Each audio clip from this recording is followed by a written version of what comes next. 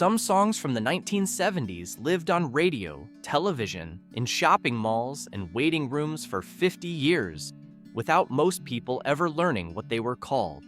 You hummed them. You could not name them. They are part of your memory and not part of your vocabulary. Here are 10 songs from the 70s you've heard and don't know the name.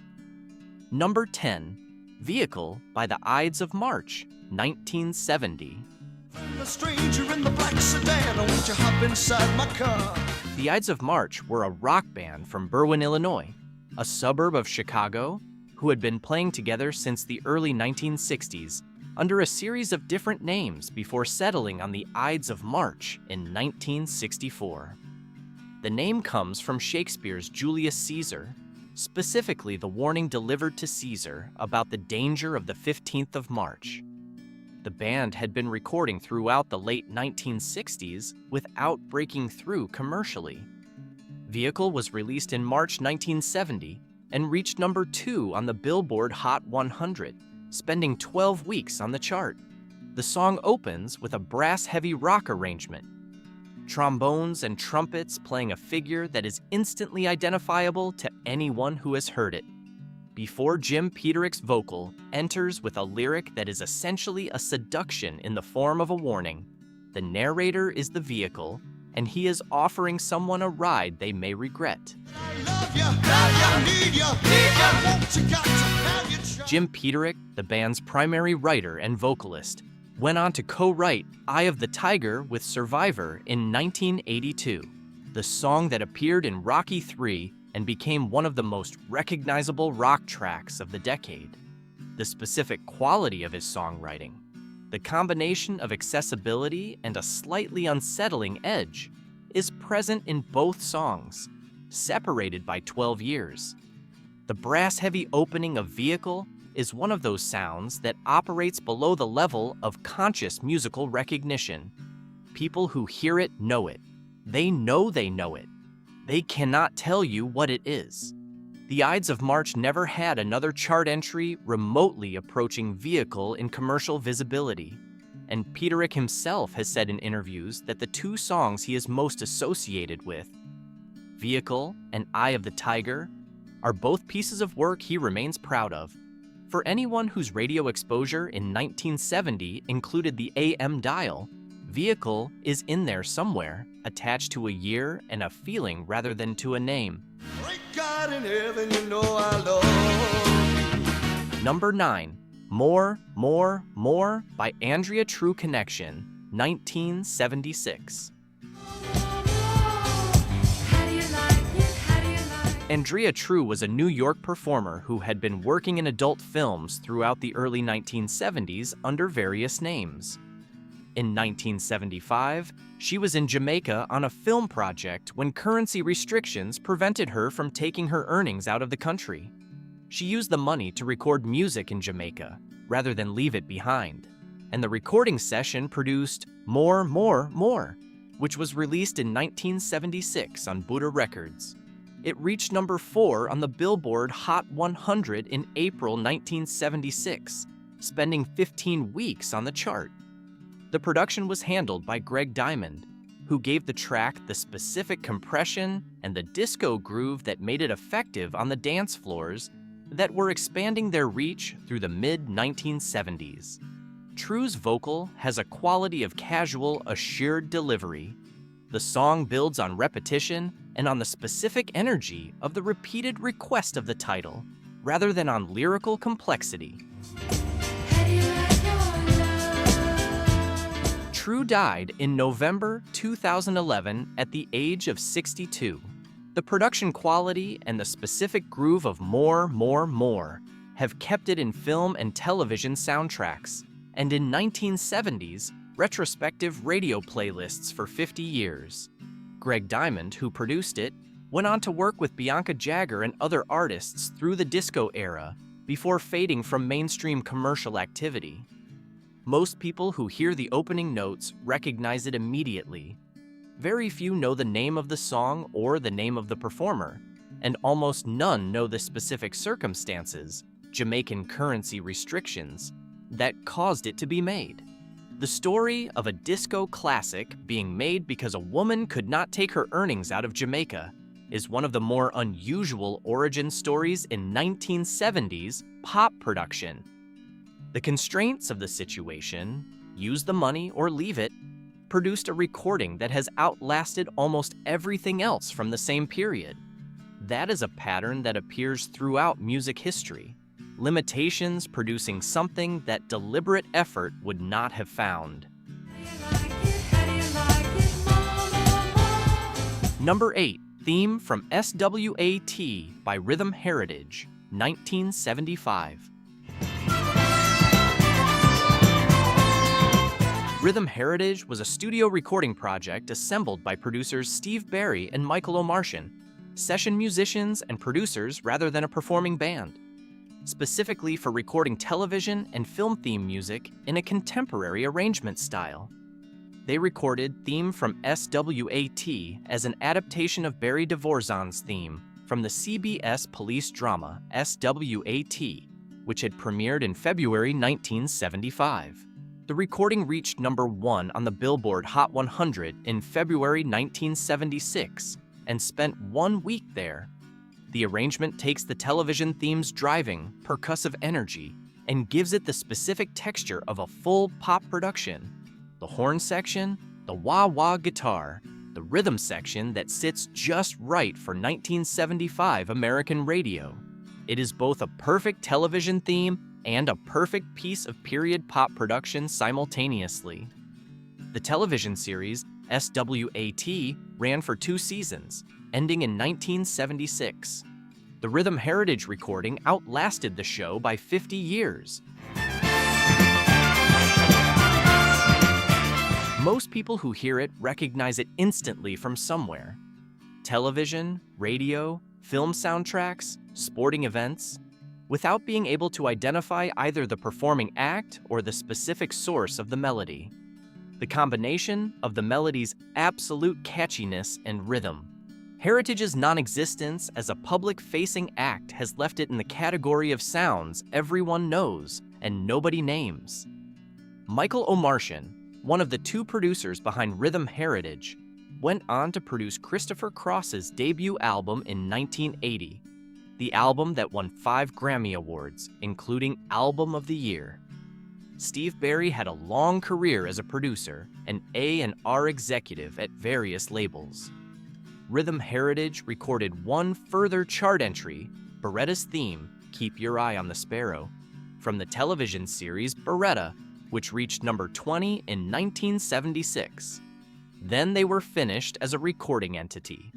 2 producers, a collection of session musicians, 2 television themes, and 2 chart entries.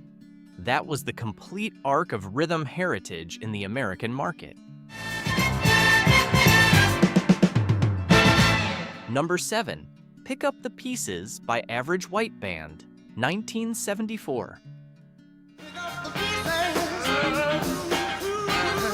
Average White Band were a Scottish soul and funk group who had moved to the United States and were developing their sound in the specific groove-oriented R&B tradition that American audiences had been building since the early 1970s. The band's name was both a joke and a statement. They were white musicians from Scotland making music that drew heavily from Black American musical traditions, and the average was a self-deprecating acknowledgement of the gap between aspiration and achievement. Pick Up the Pieces was released in 1974 and reached number 1 on the Billboard Hot 100 in February 1975, spending 1 week at the top. It also reached number 1 on the R&B chart, a crossover achievement for a white Scottish band that reflected the quality of the funk groove rather than the marketability of the performers. The recording is almost entirely instrumental.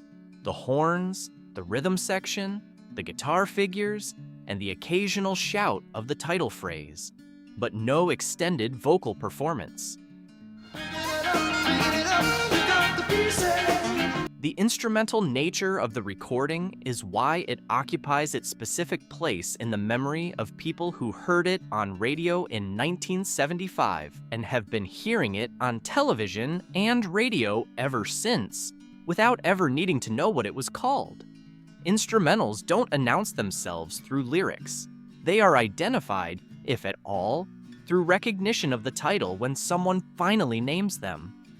The average white band story in the United States has a specific tragedy embedded in it.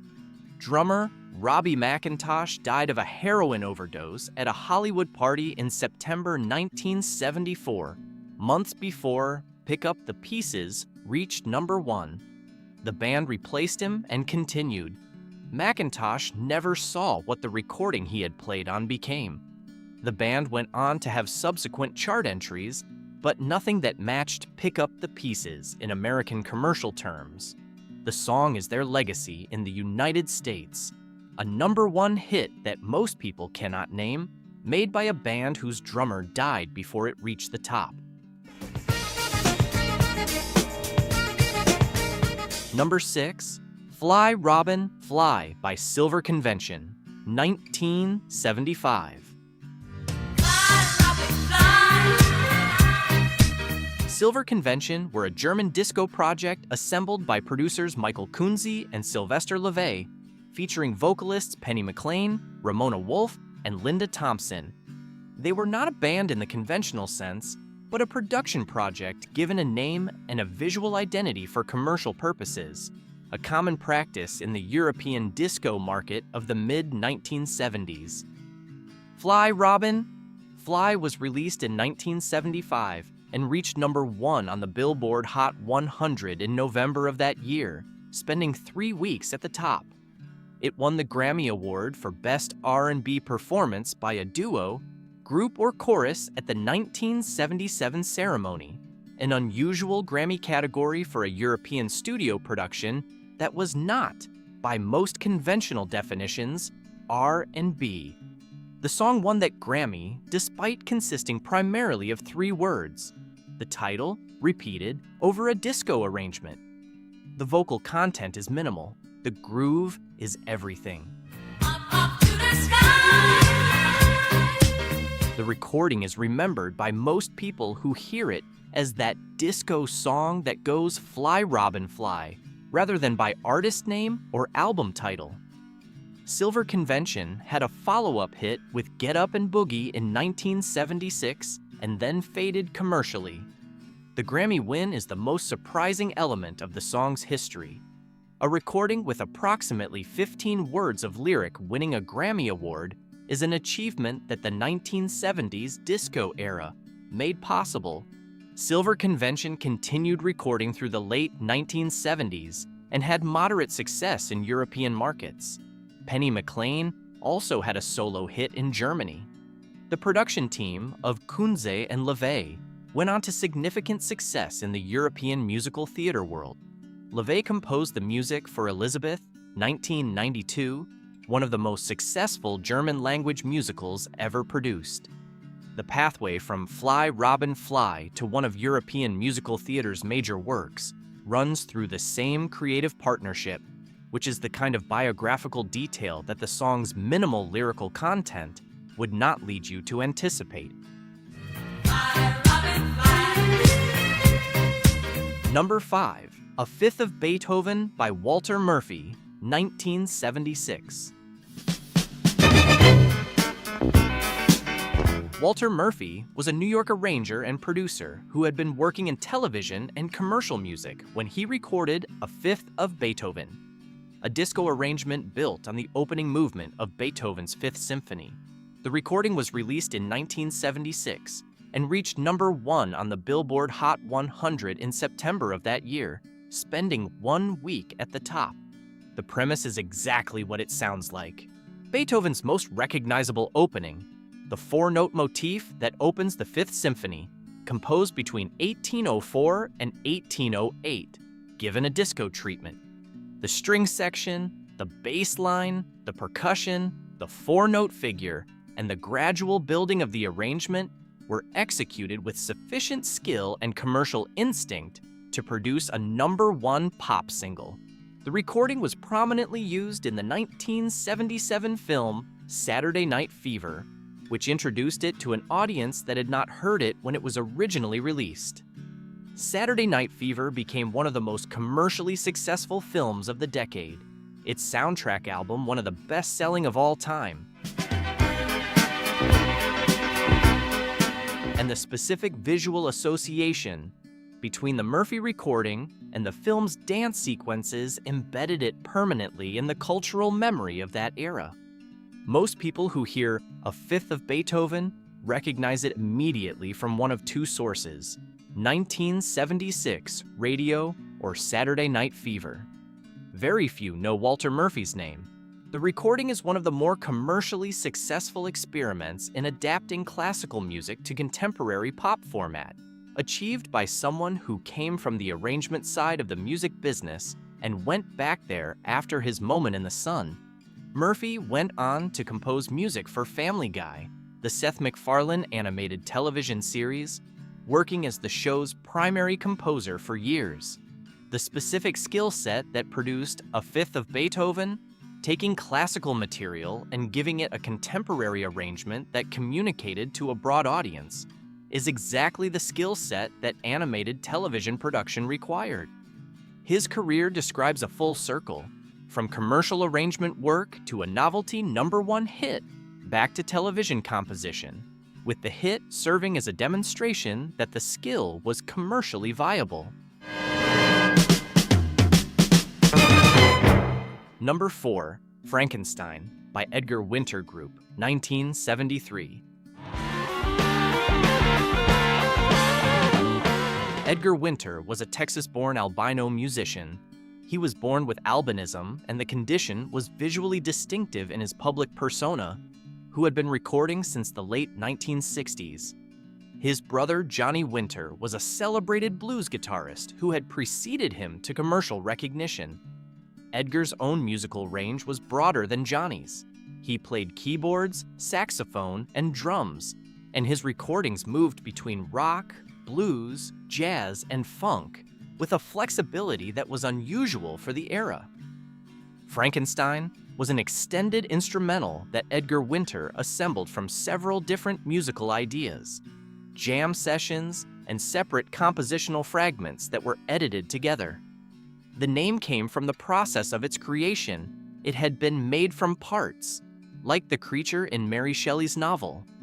The full version runs 17 minutes and 22 seconds. The edited single version runs 4 minutes and 49 seconds. The single reached #1 on the Billboard Hot 100 in May 1973 and spent 1 week at the top.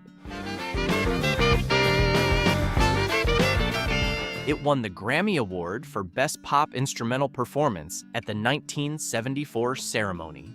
The specific elements that make it immediately recognizable: the synthesizer solo.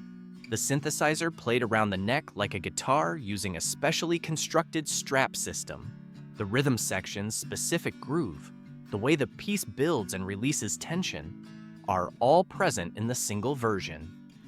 Edgar Winter continued recording throughout the 1970s and beyond, making albums that crossed between rock, blues, and jazz without ever achieving the commercial visibility of Frankenstein again. His brother Johnny Winter died in July 2014. Edgar has continued performing and recording.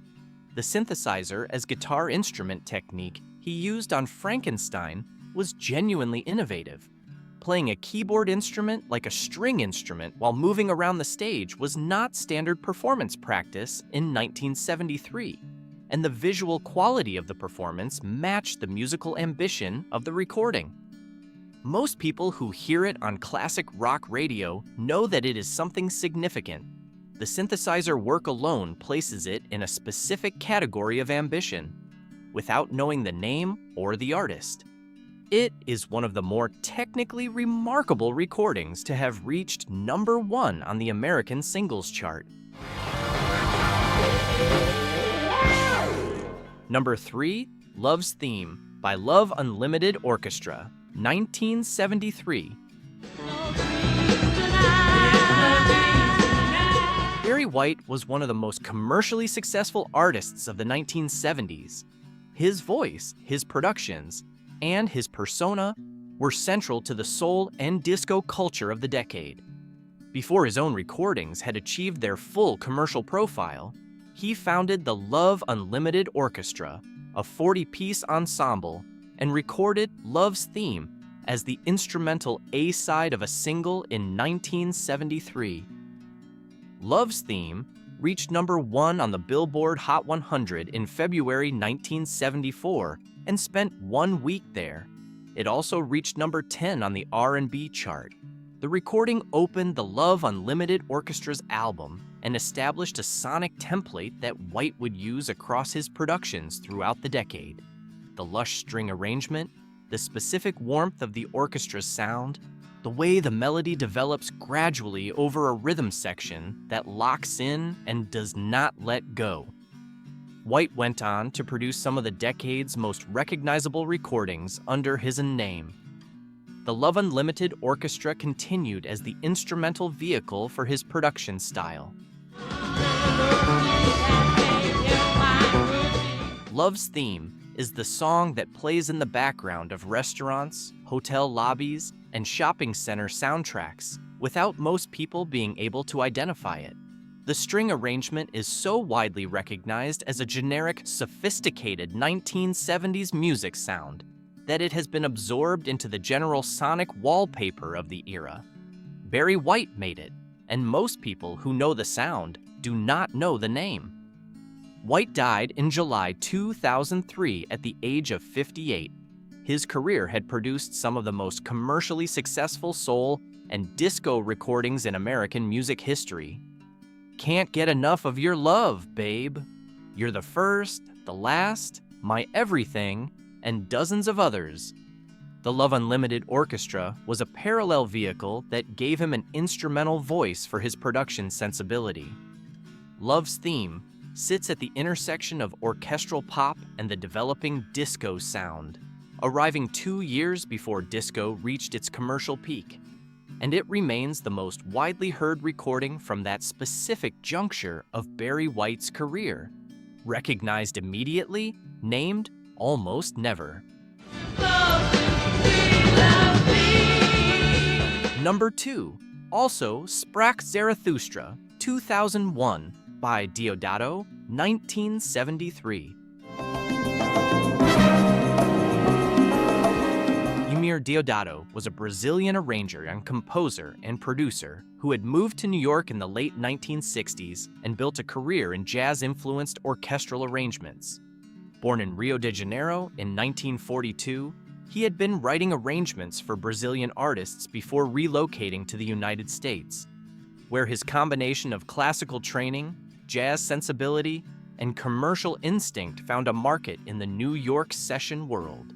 His recording of Also Sprach Zarathustra, the opening section of Richard Strauss's 1896 tone poem, best known in American culture as the music from Stanley Kubrick's 2001, at Space Odyssey, 1968, was released on his debut album Prelude in 1972 and as a single in 1973.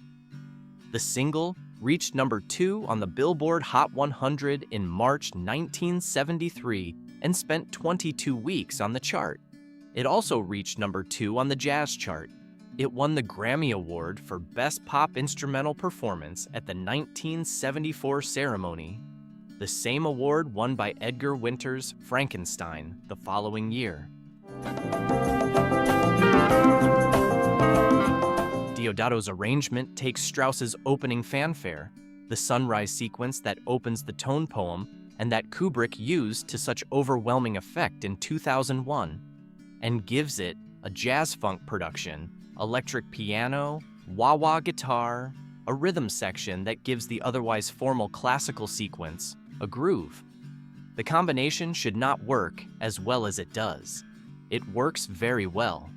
Deodato went on to a long career as a producer and arranger, working with artists including Kool and the Gang and Frank Sinatra. His work has remained in commercial circulation through licensing and sampling. Also, Sprach Zarathustra, in its Deodato version, appears in film trailers, television programs, and sporting events with sufficient regularity that it remains in the ambient sonic culture of countries that had no direct connection to the American 1973 pop chart. Strauss composed the original in 1896. Kubrick used it in 1968. Deodato made it a #2 pop single in 1973. All three connections are present in the version most people hear without knowing any of the three names involved. The specific cultural chain behind also Sprach Zarathustra makes it one of the most layered, familiar, unnamed songs in American pop culture.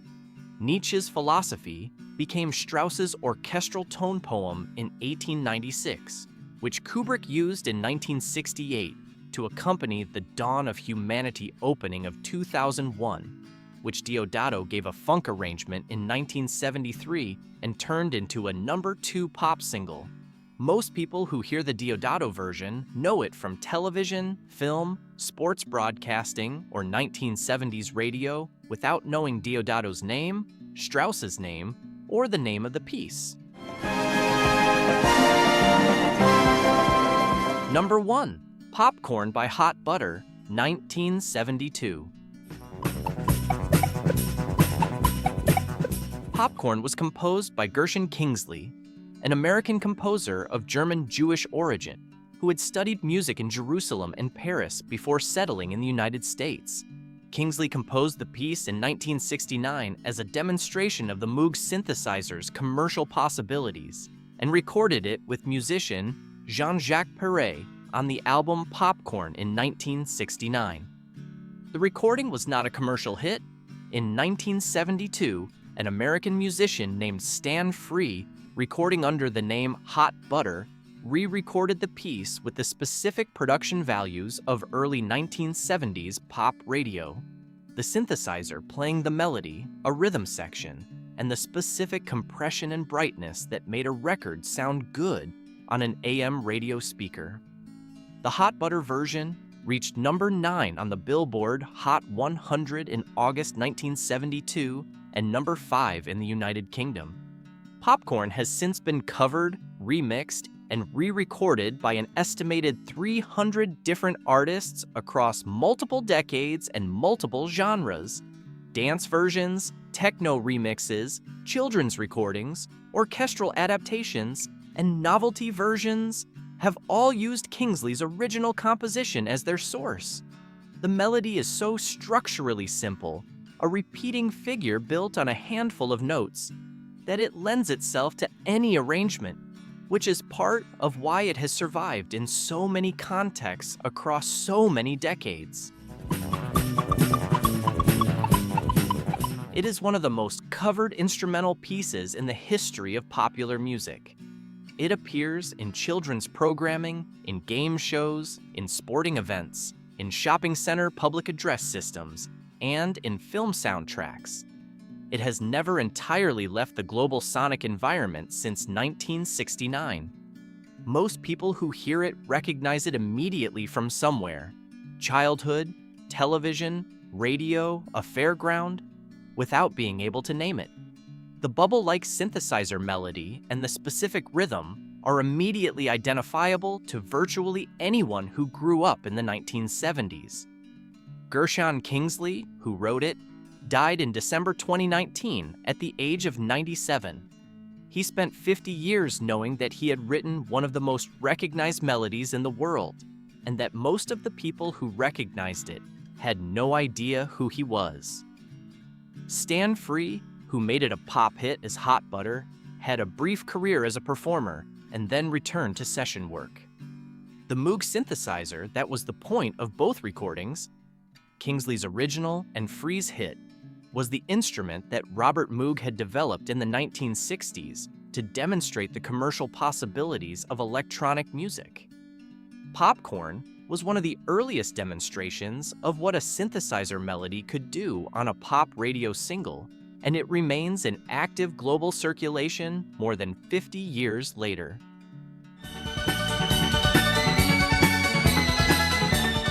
That is a specific kind of legacy, and it is the kind that several of the songs on this list share. Recognized everywhere, named nowhere, made by people whose names the audience never learned.